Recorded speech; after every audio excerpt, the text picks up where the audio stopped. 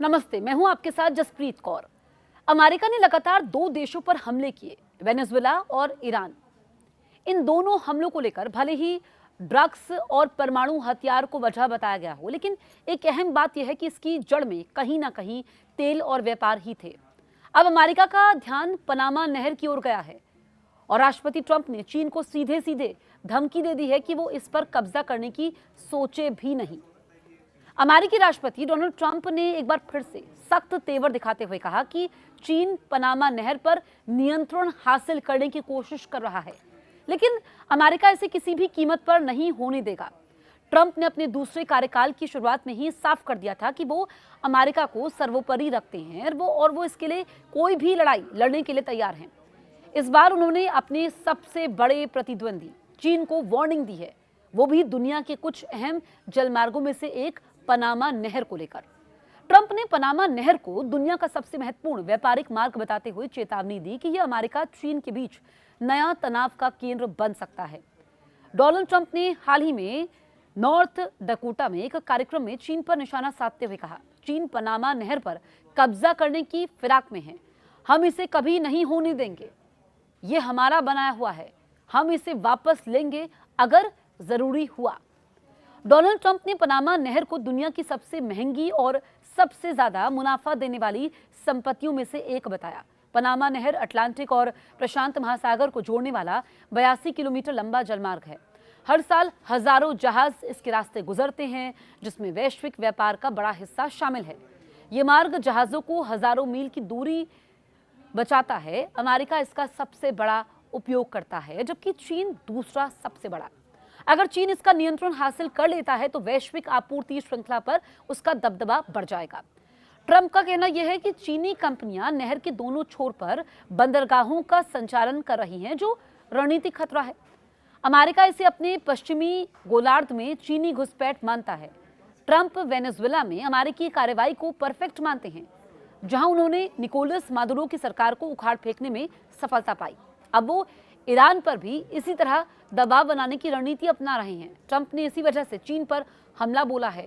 उन्होंने ईरान पर भी तंज कसा और कहा, ईरान कुछ वेनेजुएला जैसा हो रहा है, जो पहले मुनाफे वाली थी। हमने वेनेजुएला को काबू में कर लिया और ईरान के साथ भी वैसा ही कर रहे हैं। अगर ये मामला गरमाया तो पनामा नहर हॉर्मुज की खाड़ी की तरह नया संघर्ष का केंद्र बन सकता है।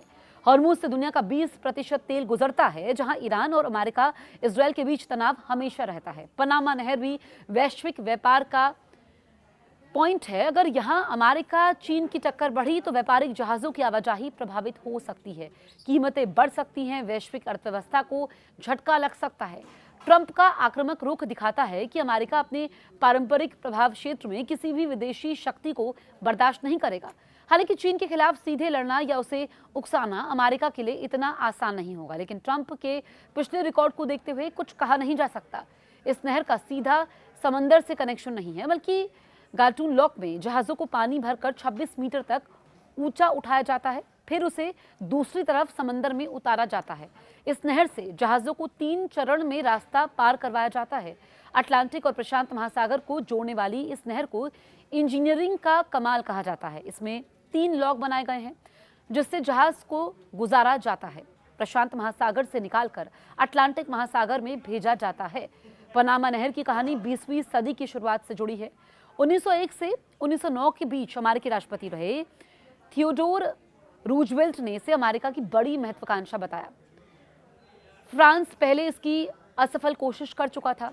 1903 में रूजवेल्ट ने कोलंबिया, जिसका हिस्सा पनामा था, से समझौता करने की कोशिश की, लेकिन कोलंबिया ने मना कर दिया। तब रूजवेल्ट ने पनामा के स्वतंत्रता आंदोलन के समर्थन किया। अमेरिकी युद्धपोतों की मौजूदगी में पनामा अलग हो गया। नई पनामा सरकार से हाय बुनाऊ वरीला संधि, ये जो ट्रीजी है, इसके तहत अमेरिका को 10 मील चौड़ी पट्टी मिल गई। अमेरिका ने $10 मिलियन एक मुश्त और एनुअली किराया दिया। 1904 से 1914 तक निर्माण चला और उसके बाद 1906 में साइट पर खुद रूजवेल्ट गए और खुदाई मशीन पर खड़े होकर तस्वीर खिंचवाई। 1914 में पनामा नहर खुली और रूजवेल्ट ने गर्व से कहा था कि मैंने नहर बनवाई। अमेरिका ने साल 1999 तक नहर पर पूर्ण नियंत्रण रखा। जिमी कार्टर के समय टॉरिजोस कार्टर ट्रीटी के तहत पनामा को सौंप दिया गया, लेकिन न्यूट्रलिटी की गारंटी ली गई। पानी कम होने से नहर का स्ट्रैटेजिक महत्व और बढ़ गया है। अब लड़ाई सिर्फ कब्जे की नहीं बल्कि पानी की भी है। पनामा नहर आज भी ग्लोबल इकोनॉमी की धड़कन बनी हुई है। इसकी स्थिरता पूरी दुनिया की आर्थिक सुरक्षा से जुड़ी हुई है। ट्रंप का दावा है कि ऐतिहासिक अमेरिकी गौरव और वर्तमान परिस्थितियों पर ये टिका हुआ है। वो कहते हैं कि अमेरिका ने नहर बनाई, उसमें खून पसीना बहाया, इसलिए उसका हक भी अमेरिका का है।